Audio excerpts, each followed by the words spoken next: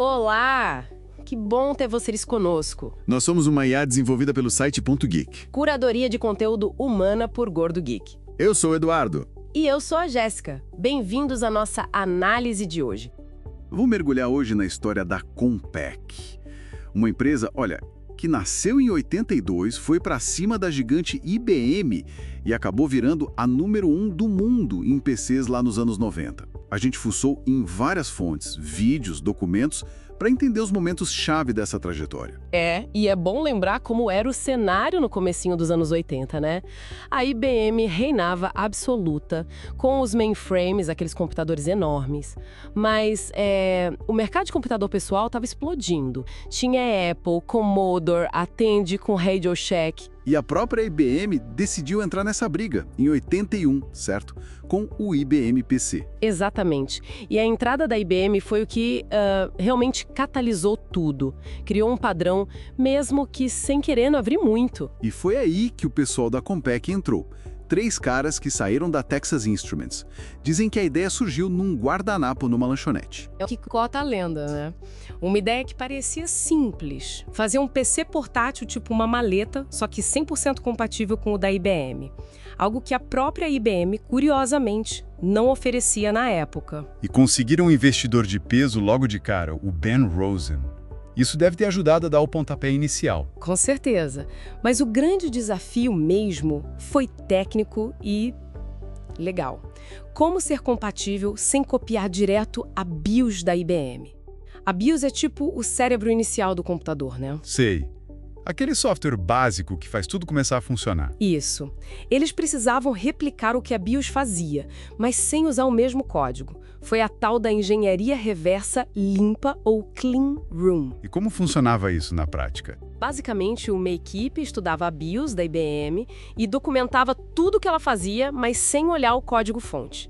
Aí passavam essa documentação para outra equipe, que nunca tinha visto a BIOS original, e essa segunda equipe escrevia um código novo que fazia exatamente as mesmas coisas. Nossa, que processo complexo. E caro, imagina? Muito caro. Custou $1 milhão na época. Uma verdadeira fortuna. Mas foi genial porque garantiu a compatibilidade sem violar as patentes da IBM. Abriu a porteira, sabe? Para todo o mercado de clones de PC que veio depois. E o resultado prático disso foi o primeiro produto deles, o Compaq Portable, em 83. Isso, o famoso computador de maleta. Pesava uns 13 quilos, um monstrinho para carregar, mas era portátil para a época, né? E o principal, rodava todos os softwares do IBM PC. E foi bem recebido. Foi um estouro, vendeu $111 milhões logo no primeiro ano. Um recorde histórico para uma empresa iniciante. Mostrou que tinha uma demanda enorme por compatibilidade e portabilidade. E ele era só compatível ou tinha algo a mais? Tinha. Em alguns aspectos, era até superior tecnicamente. A Compaq, desde o início, tentou se diferenciar não só por ser compatível, mas por oferecer algo a mais. Um desempenho melhor, um recurso extra. Entendi. Eles não ficaram só no portátil, né? Foram para os desktops também. Não mesmo. Rapidinho, já em 1984, lançaram o Desk Pro, um computador de mesa que, olha só, era mais rápido que o IBM PC da época. Então a estratégia já era essa, não só clonar, mas superar a IBM em tecnologia. Exatamente.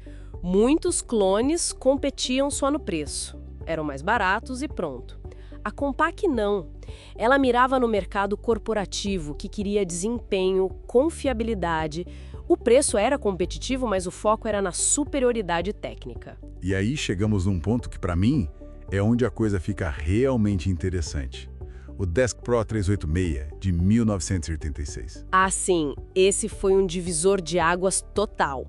A Compaq simplesmente lançou o primeiro PC do mundo com o novíssimo processador Intel 80386. E a IBM? A IBM ficou para trás.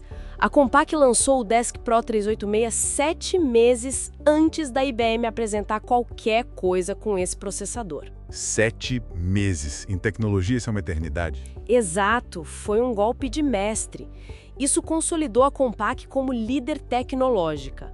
Mostrou para o mercado que eles não eram só seguidores, eles podiam inovar e ditar tendências, na frente da própria Big Blue. Imagina a reação da IBM. Eles tentaram retomar o controle, né? Tentaram, sim. A IBM lançou a linha PS2 com uma nova arquitetura, a MCA, Microchannel Architecture. Era tecnicamente avançada em algumas coisas, mas era proprietária, fechada. A ideia era cobrar royalties e fechar o mercado que eles mesmos tinham ajudado a criar, sem querer. Basicamente, matar o mercado de clones que a Compaq liderava. Isso. Só que a Compaq não abaixou a cabeça. Eles reuniram outros fabricantes importantes, tipo HP, Epson, NEC, Zenith, e formaram a chamada Gang of Nine, a Gangue dos Nove. Uma aliança contra a IBM. Exatamente. E juntos eles desenvolveram e promoveram um padrão alternativo, aberto, o EISA, Extended Industry Standard Architecture. Era uma evolução do barramento antigo do PC, compatível com as placas existentes, mas mais rápido. Foi uma aposta alta, né? Ir contra a IBM e bancar um novo padrão. Altíssima. Mais genial, eles defenderam a ideia de padrões abertos e protegeram o investimento que os clientes já tinham feito em placas e periféricos para o padrão PC original. E deu certo. O MCA da IBM não pegou fora dos mainframes e o ISA se tornou padrão para PCs de ponta por um tempo. A Compaq ganhou muito respeito com isso. E esse respeito se traduziu em crescimento, imagino. Demais. A Compaq entrou para a lista da Fortune 500, das maiores empresas dos Estados Unidos, em tempo recorde. Atingiu $1 bilhão de receita em apenas 5 anos. É um feito impressionante até hoje. E continuaram inovando, certo? Lembra de ouvir falar do notebook LTE? Sim, em 89. Foi um dos primeiros notebooks mais finos e leves, um sucesso. E também entraram forte no mercado de servidores com o System Pro, competindo com mini-computadores da época. A Compaq estava voando alto. E aí vem os anos 90, a década de ouro da Compaq, né? Onde eles realmente viraram o jogo para cima da IBM. Totalmente. E a chave para isso foi entender um mercado que estava crescendo muito, o consumidor doméstico. E como eles atacaram esse mercado? Com a linha Presário, lançada em 1993. Essa linha foi pensada desde o início para o usuário final, para casa. Ok, vamos desempacotar isso. O que o Presário tinha de tão especial? Por que fez tanto sucesso? Bom, primeiro, o preço era mais acessível. Não era o mais barato do mercado, mas tinha um ótimo custo-benefício. Segundo, vinha com tudo que o usuário doméstico precisava. Configuração equilibrada, software pré-instalado, fácil de usar. E terceiro, carregava a marca Compaq. A marca já tinha um peso, uma reputação de qualidade vinda do mercado corporativo. Exatamente. O consumidor pensava, se é bom para a empresa, deve ser bom para mim. E o design era mais amigável também. O Presário vendeu como água, foi um fenômeno. E foi isso que levou a Compaq ao topo do mundo. Foi o empurrão final. Com o sucesso estrondoso do Presário somado à força que eles já tinham no corporativo, a Compaq se tornou a maior fabricante de PCs do mundo ali por 1994 e 1995. Superaram a IBM, a Apple, todo mundo. Uma virada incrível. Mas a liderança é difícil de manter nesse mercado, né? A concorrência não dorme. De jeito nenhum. E o cenário começou a mudar rápido.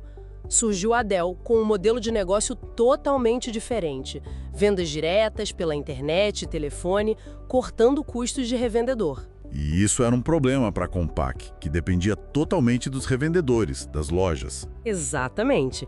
A Dell conseguia preços mais baixos e um contato direto com o cliente. Além da Dell, tinha a Gateway, também com venda direta, e a Packard Bell muito forte no varejo de baixo custo. A pressão nos preços aumentou brutalmente.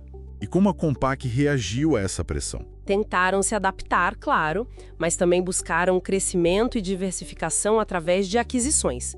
Compraram a Tandem Computers em 1997. Tandem. O que eles faziam? Eram especialistas em servidores de alta disponibilidade, aqueles que não podem falhar nunca, usados em bancos, bolsas de valores. A ideia era fortalecer a Compaq no mercado de servidores mais robustos, de missão crítica. Faz sentido. Mas a grande cartada veio depois, né? A compra da DEC. Ah, a DEC. Digital Equipment Corporation. Essa foi a aposta gigantesca. Em 1998, a Compaq pagou 9,6 bilhões de dólares pela DEC. Foi uma das maiores aquisições da história da tecnologia até então. Quase 10 bilhões. Por quê? Qual era a lógica por trás disso? A DEC era uma lenda.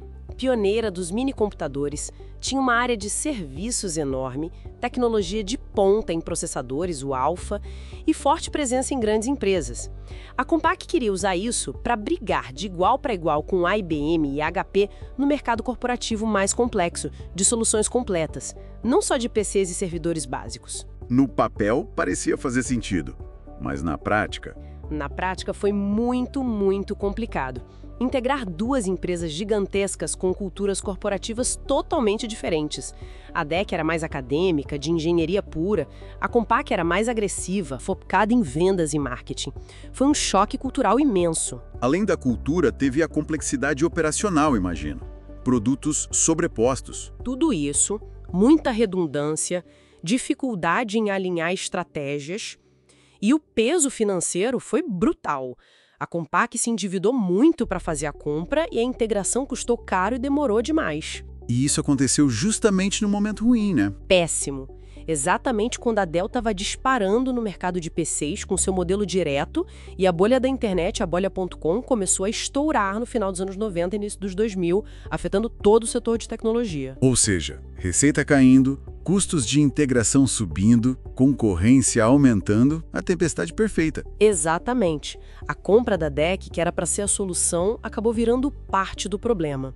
Teve até um brilho momentâneo com a linha de PDAs iPEC, que veio da DEC e era ótima, mas não foi suficiente para salvar a situação geral. E a liderança da empresa, como ficou no meio disso tudo?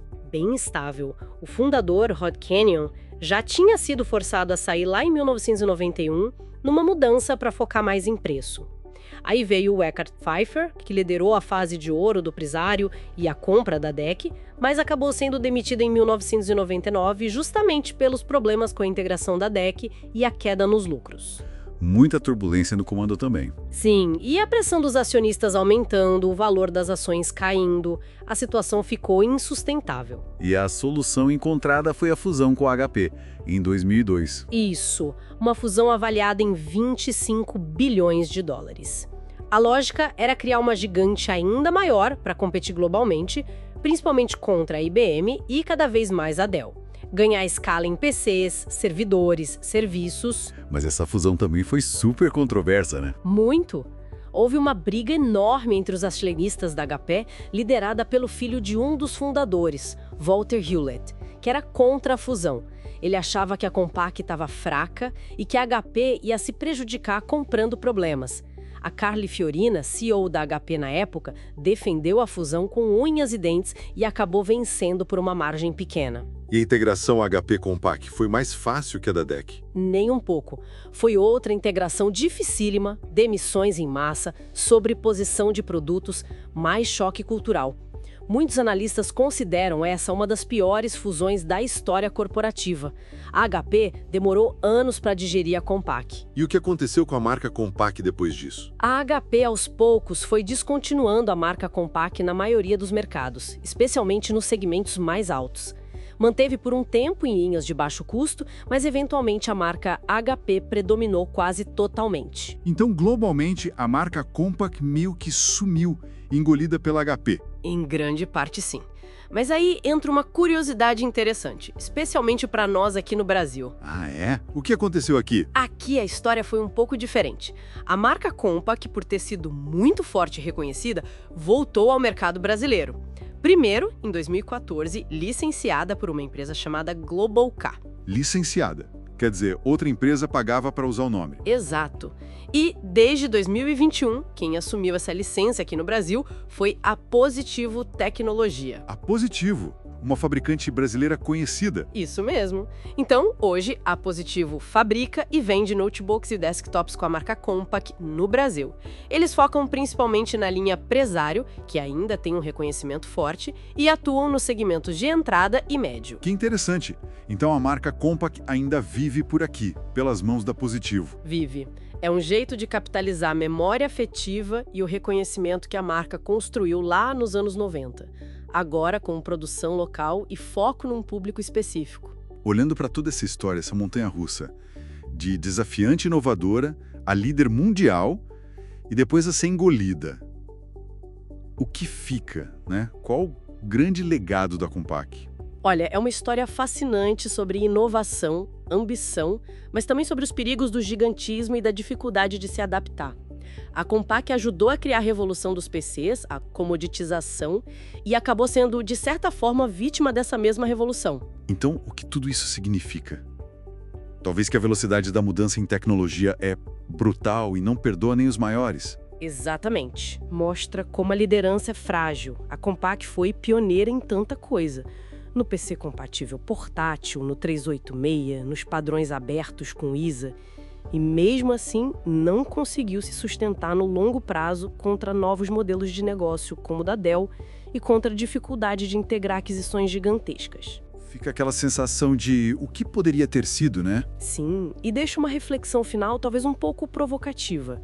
Esse ciclo da Compaq, inovar, crescer, liderar, ficar grande demais, ter dificuldade de mudar e ser superada por uma nova disrupção, não parece um roteiro perigosamente familiar? Você está dizendo que as gigantes de tecnologia de hoje podem estar trilhando um caminho parecido sem perceber? Fica a pergunta, né? O que impede as grandes empresas de hoje, com todo o seu poder e dinheiro, de eventualmente enfrentarem desafios semelhantes? A história da Compaq serve como um lembrete poderoso de que, na tecnologia, ninguém está seguro no topo para sempre.